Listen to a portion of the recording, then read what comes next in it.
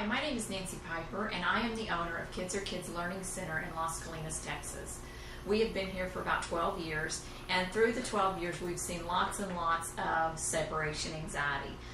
This is a problem that that not only children go through, but parents go through. So what I want to talk to you a little bit about today is what we found through looking at all the research and by watching for 12 years and beginning to understand how this works and why it happens.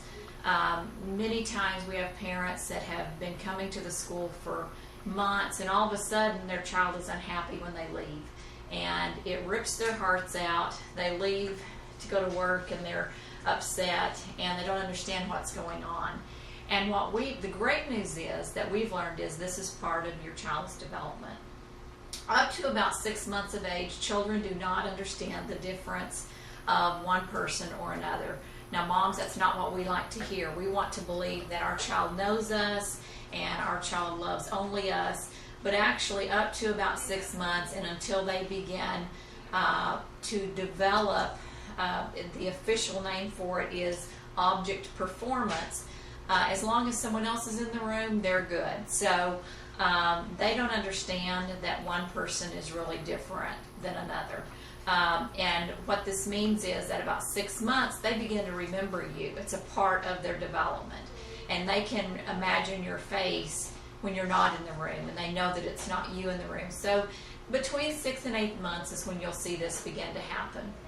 So when you leave the room, they tend to cry because now they realize that it's not you in the classroom. They will get past the separation anxiety now that they understand that there is object performance.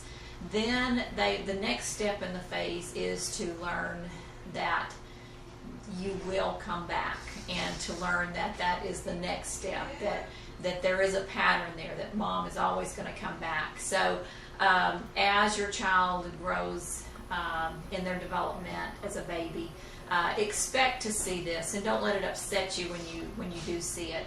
There's some steps we want to talk about, even with older children. Sometimes you'll get out of the separation anxiety for a few months, and then suddenly you're right back in the middle of it again, and you're trying to figure out what is going on. I thought we were past this stage.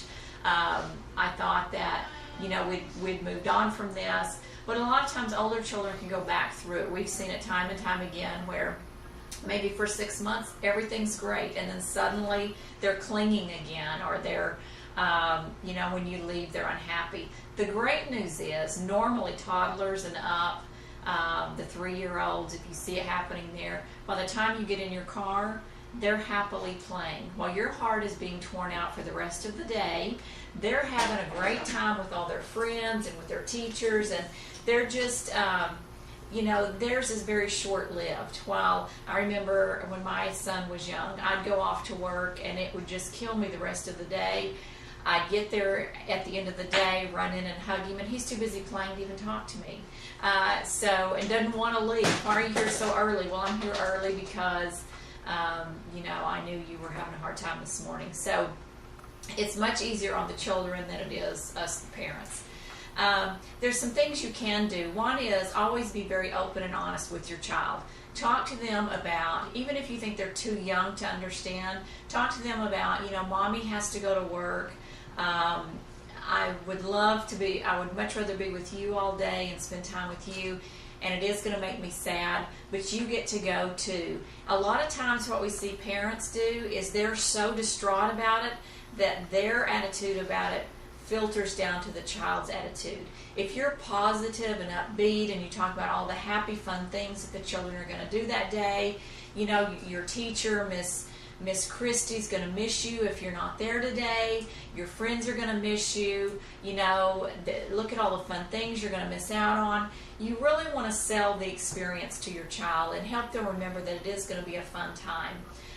It's okay to miss mommy. Send them with a blanket or a stuffed animal that's. We even had parents send, if there's a sweater or something that they're used to seeing you in, they'll send that in here with them just to comfort them. They can hold that at nap time, or they can, if they're just needing a little something to warm them up about their mom. It's something they can go get out of their cubby for a period of time and hold on to. Also, pictures are awesome. In all of our classrooms, we'll have family boards where you can see pictures of the family, and that's just so reassuring to children to be able to see the picture throughout the day. So if your teachers are asking for pictures, please bring those, because that can really help your child adjust. In our infant room, we love to have pictures in the crib so that when they wake up or they're going to nap, they still see mommy and daddy's faces, and so that is another way of reassuring them. And as I said, always talk to them about you are leaving, but you are always coming back. And just always reinforce that mommy will be back. Now, we also have those parents that linger, and they do not want to leave. They think that, if I come and I spend an hour here today, tomorrow will be easier. Well, what we see is right the opposite. If you spend an hour today, you'll be here an hour and a half tomorrow. The next day, you'll be here 2 hours. It's just a vicious cycle. So let me give you some tips on leaving your child. First is, prepare them in the morning, where you're going, how much fun they're going to have, what they're going to get to do today, how much you're going to miss and love them.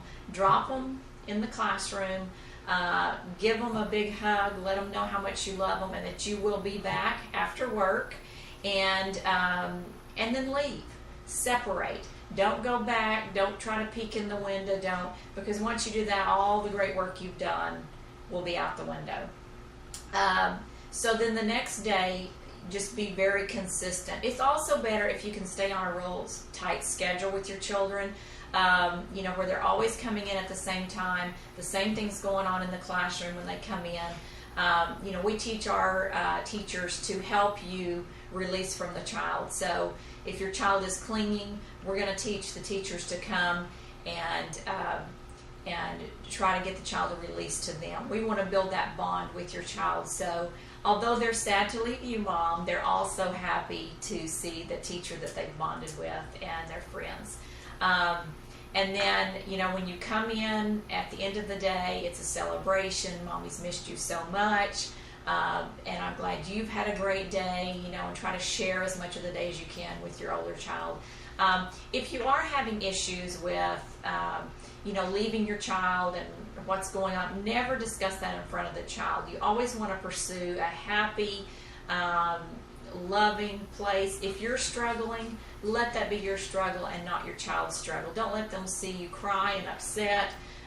Try to hold it together till you at least get out in the car and down the road so that they have a great day. The children that we see get through this the easiest and best are those children that their parents have a positive attitude. They're knowing that they're coming to a safe, loving environment. They know that their children are learning and they're engaged throughout the day. They're making friends. They're doing the things that are going to help them be successful when they move on to kindergarten and first grade. So those are a few of my tips. Like I said, that we've seen work over the years. There's a ton of information on the internet. Just go into separation anxiety, pull that up, and you can just find a million different topics on separation anxiety and some tips to help you get through it. But it will get better, Mom and Dad, so hang in there. Thank you.